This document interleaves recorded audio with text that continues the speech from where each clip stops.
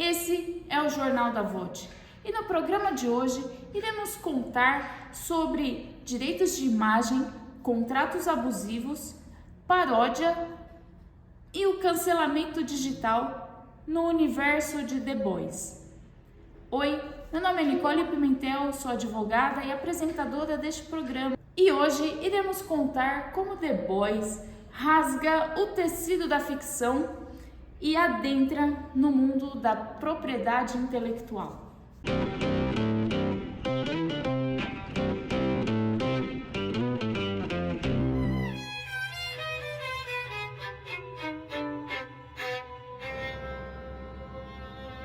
Imagina que você está dirigindo seu veículo e de repente um super atinge toda a lateral do seu carro e por milímetros não atinge você.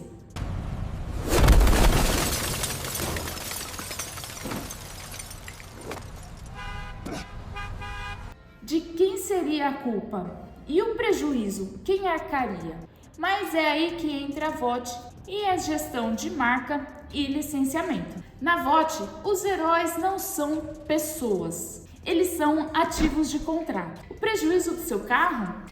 Naquele universo, provavelmente, ao comprar o seu carro, você assinou um termo de uso da via pública que isentaria a VOT por quaisquer prejuízos envolvendo um de seus supers. Ou eles vão alegar que o herói estava em estrito cumprimento do dever legal. Por isso, você deveria se sentir agradecido por eles estarem protegendo a lei. A Ashley soltaria um vídeo no VOT Plus como o herói dizendo que você furou o sinal vermelho, ou dizendo ainda que ele caiu para te proteger. E a VOT sairia isenta desse prejuízo causado por um de seus contratados. Porém, na vida real, quando um atleta ou um influenciador faz besteira, a marca rescinde o contrato de licenciamento com aquele indivíduo ou empresa. Muitos influencers no Brasil são marcas e não indivíduos. Eu conto um pouco mais sobre isso no vídeo Manual de Influencers, que eu vou pedir para o editor colocar a thumb aqui na tela para você poder assistir depois. Na série, a VOT é dona dos meios de comunicação. Então, eles sempre controlam a narrativa, fazendo com que o erro do super vire lucro para a corporação.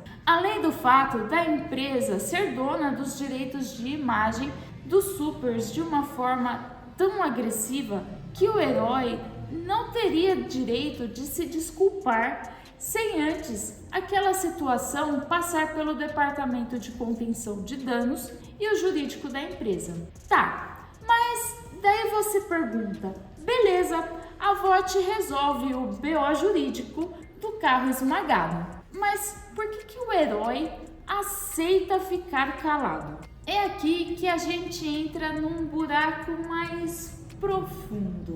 A VOT não é só dona das desculpas dos heróis. Ela também é dona da cara, das vestimentas e da personalidade deles. Lembra da Anne tendo que vestir um uniforme hipersexualizado porque a VOT queria?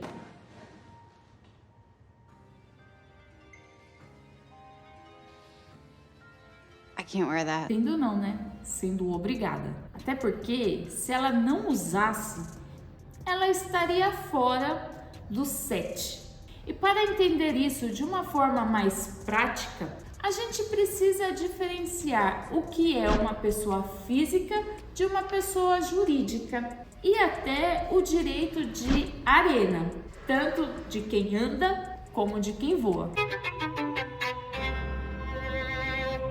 Direito de imagem e direito de arena.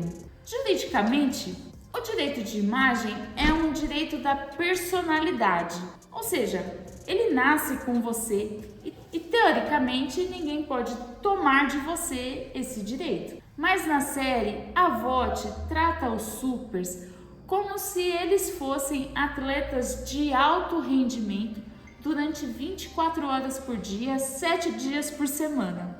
Por conta do direito de arena, o jogador de futebol que a gente assiste na televisão recebe uma participação pelo uso de sua imagem.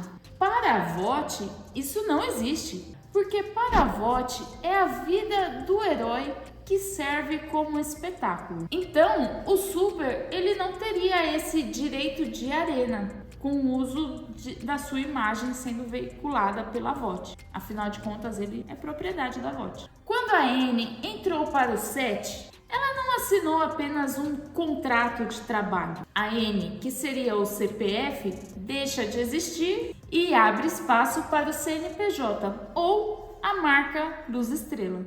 Pausa para a curiosidade jurídica. Na nossa realidade material, o Código Civil Brasileiro diz que os direitos da personalidade são intransmissíveis e irrenunciáveis. Você pode até conceder a veiculação da sua imagem para uma publicidade, mas você não pode deixar de ser o dono do seu próprio rosto. A VOT basicamente opera num vácuo jurídico, onde a marca registrada da empresa vale mais do que a dignidade da pessoa humana, ou, no caso da série, a dignidade da pessoa super-humana. E se você acha que a VOT está sendo agressiva com seus funcionários, você precisa ver o que eles fazem com seus concorrentes. Como é que pode um super-herói ser uma cópia escancarada de uma mistura de Superman da DC e Capitão América da Marvel, sem que as duas contratem um batalhão de advogados contra a Amazon? Tudo isso acontece por causa da dupla de salvadores do mundo das sátiras, o fair use e a paródia. Olha, você precisa me deixar um like nesse vídeo aqui, porque o editor...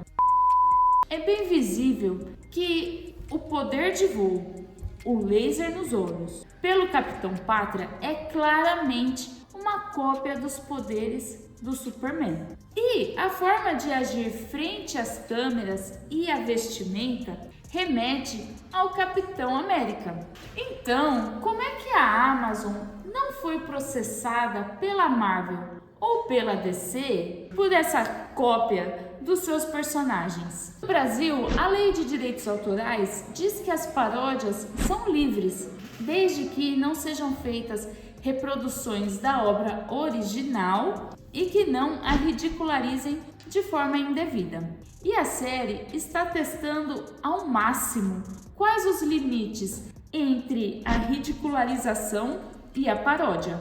E mesmo que essa paródia seja bem ácida, o que está sendo parodiado são os arquétipos dos heróis e não os autores ou as obras de fato.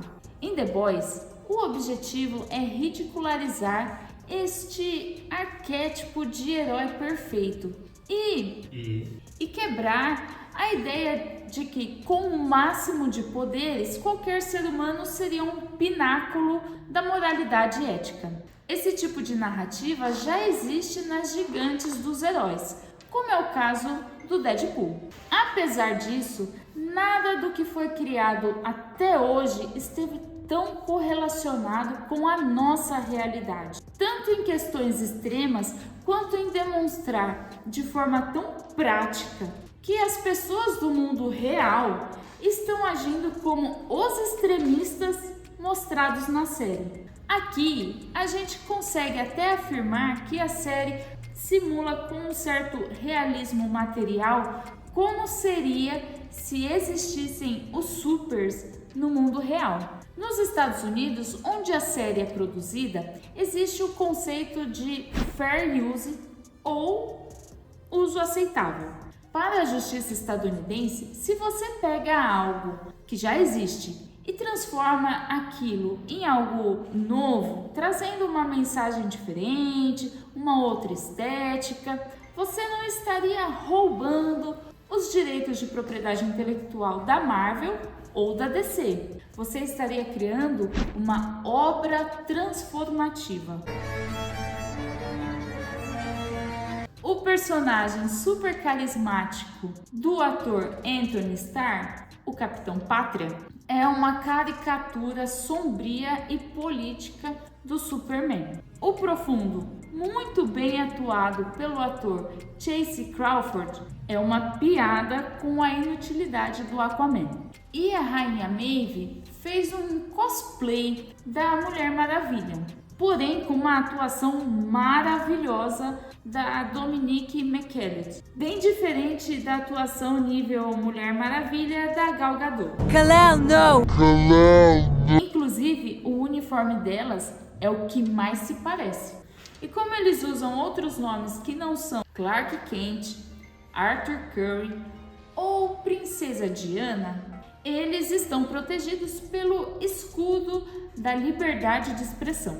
O criador da série The Boys, Eric Kripke, pegou a API dos gigantes dos quadrinhos e das telonas, filtrou num prisma de realidade cruel e criou algo que diz de forma metafórica: sou diferente da minha inspiração. Fazer uma piada com uma estética parecida com o Superman pode. O que não pode é fazer uma obra vexatória da Marvel ou da DC. Até porque elas mesmas já fazem isso, né?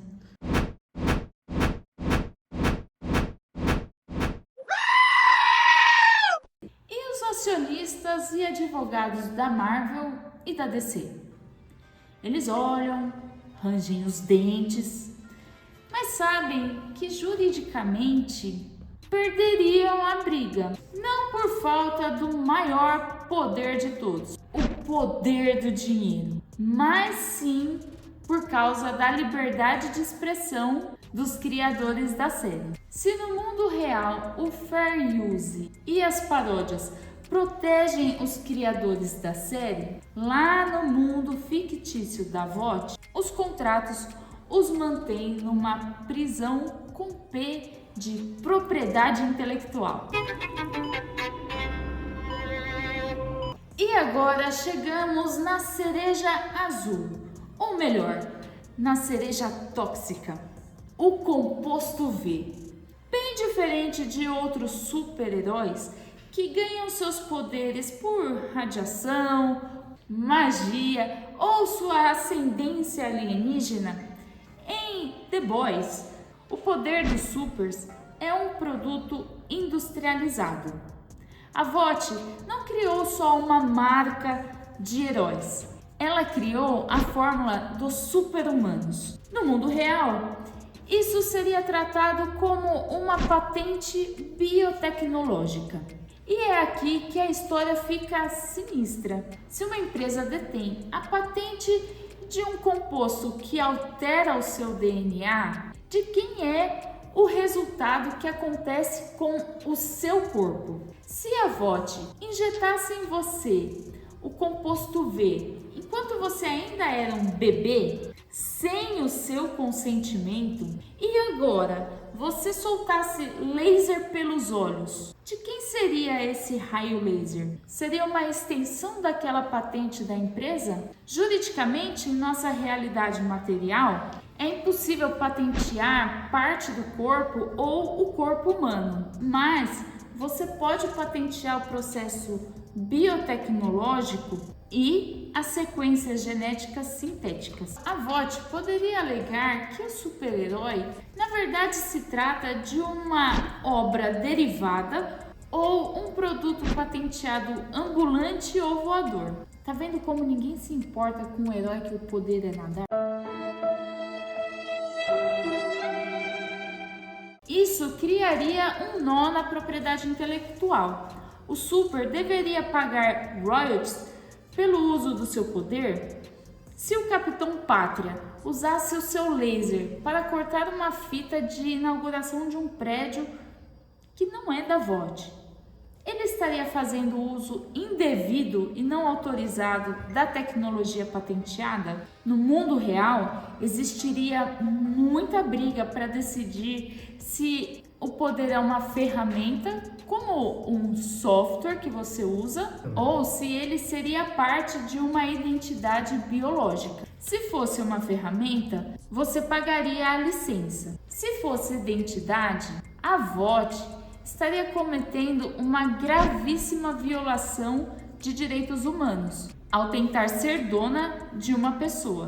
O composto V é a prova final de que para a VOT a vida é um detalhe no balanço financeiro da empresa. O contrato de PI deles começa na genética do super e termina no licenciamento do salgadinho com a cara daquele super-herói. E por falar em contrato abusivo com letrinha miúda, vamos falar sobre os direitos autorais na era das redes sociais.